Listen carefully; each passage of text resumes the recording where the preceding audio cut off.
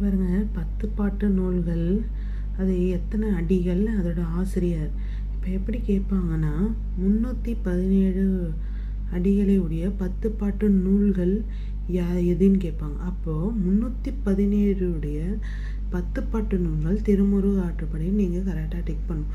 இந்த நம்பரை கொடுத்து நம்மளுக்கு அந்த எந்த நூலும் கண்டுபிடிக்க சொல்லுவாங்க. இதில் கண்டிப்பாக ஒரு கொஸ்டின் உறுதியாக வரும். அதை நம்ம இப்போ பார்க்கலாம். 10 பாட்டு நூல்கள். திருமுருகாற்றுப்படை 317 அடிகள். ஆசிரியர் நக்கீரர். பொருணர் ஆற்றுப்படை 248 அடிகள். முண்டத்தாமை கன்னியார். சிறு பாணாற்றுப்படை 269 அடிகள். நல்லூர் நத்தத்தனார். பெரும் பாணாற்றுப்படை 500 அடிகள். ஆசிரியர் உருத்திரங்கண்ணனார். முல்லைப்பாட்டு 103 அடிகள். நப்பூதனார். இருக்கிறதுல 10 பாட்டு நூல்களில் 103 அடிகளை குறைந்த அடிகளை உடைய நூல் எதுன்னு கேட்பாங்க. குறைந்த அடிகளை உடைய நூல் முல்லைப்பாட்டு. அடிகள் 103. எழுதி ஆசிரியர் நப்பூதனார். மதுரை காஞ்சி 10 பாட்டு நூல்களிலேயே அடிகள் அதிகமாக உடையது மதுரை காஞ்சி 782 அடிகள். மாங்குடி மருதனார்.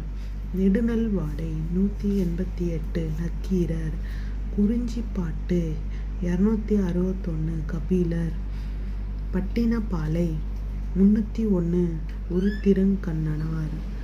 மலைப்படுகடாம் 583 இரணிய முட்டத்து பெருங்கௌசிகனார்.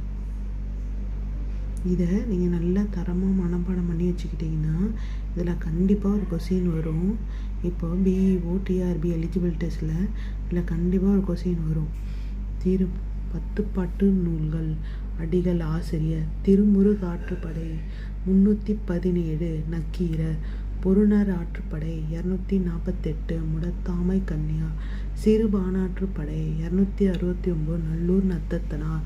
பெரும்பாணாற்றுப்படை 500 உருத்திரங்கண்ணனார். முல்லைப்பாட்டு 103 நப்பூதனார். மதுரை காஞ்சி 782 மாங்குடி மருதனார். நெடுநல்வாடை 188 நக்கீரர். குறிஞ்சிப்பாட்டு 261 கபிலர். பட்டினப்பாலை 301 உருத்திரங்கண்ணனார். மலைப்படுகடாம் 583 இரணிய முட்டத்து பெருங்கௌசிகனார். பாய். நெக்ஸ்ட் வீடியோவில் பார்க்கலாம். சப்ஸ்கிரைப் பண்ணிக்கோங்க.